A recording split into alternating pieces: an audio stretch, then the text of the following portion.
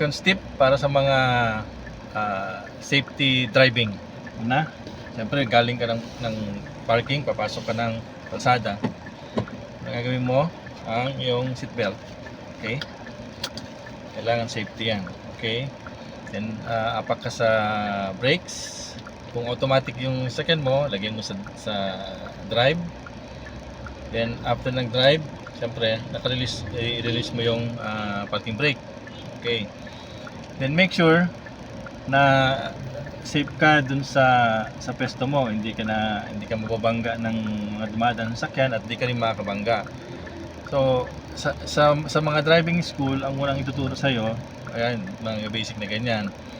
So first thing, titingin ka dito sa rear view, and then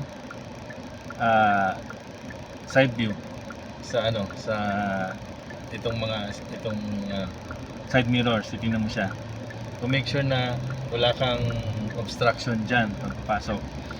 Kaya mo titingnan yung rear view para ma-anticipate mo kung meron yung sakyan na dadaan.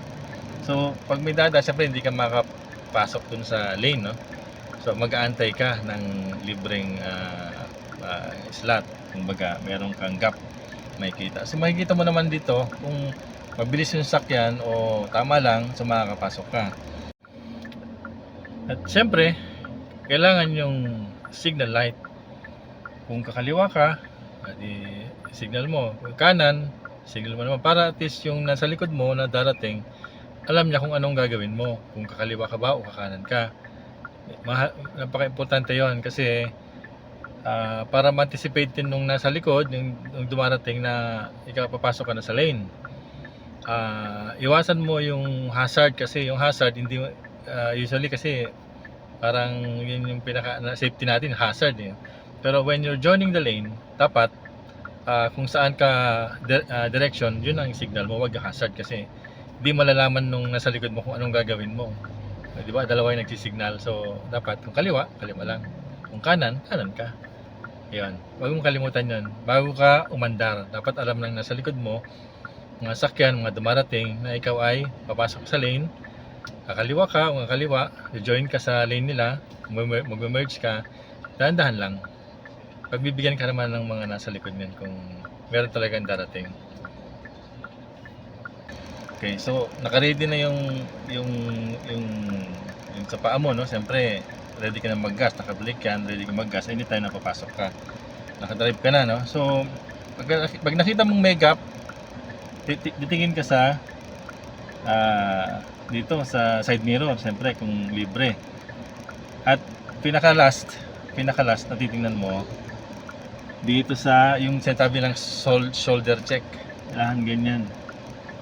Kita mo walang sakyan sa tabi mo. Then one last time bago ka umandar, rear view, libre, then diretso ka na. Pasok ka ng ganyan. Okay.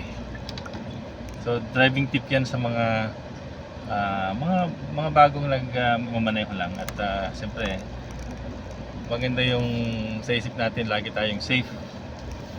Kahit yung sakyan mo maliit, malaki, SUV, sedan, whatever, dapat safe ka palagi. So yun mga driving tips na dapat lagi natin nasa isip pag mamaneho. Okay, another driving tips. Especially pag nasa main road ka, siyempre marami mga sasakyan. So dapat safety lagi, no? Ingat-ingat, no? Unang-una, sa main road ka, kung mabagal lang takbo ng mga sasakyan, dapat ganoon ka rin, bagal lang. Hindi ka basta-basta makapag mabilis. Sa highway pwede, pero pag kasi ganito, tama lang. So tip natin, pag lalabas ka na ng main road, kakaliwa ka, so ang gagawin mo, siyempre unang-una, check mo yung sa likod kung merong nakasunod sa'yo, and then signal light sa left or right, no? Tapos antay ka ng gap dun sa tatawiran mong linya. So katulad yan, medyo traffic siya, so huwag kang magmadali pag mag-cross ka ng intersection o lalabas ka sa main road. Ingat-ingat lang.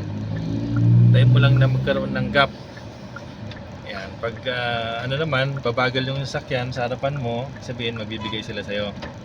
So, antay mo lang. Ayan. Ngayon, papasok. Especially sa mga busy roads, no?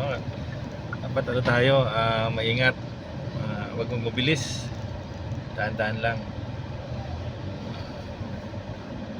So, may mga driver na pagbibigyan ka na mag-cross, meron naman yung siguro nagmamadali, ayaw nilang ma-delay. So, antay mo lang, mag-antay ka lang ng pwesto bago ka mag-cross.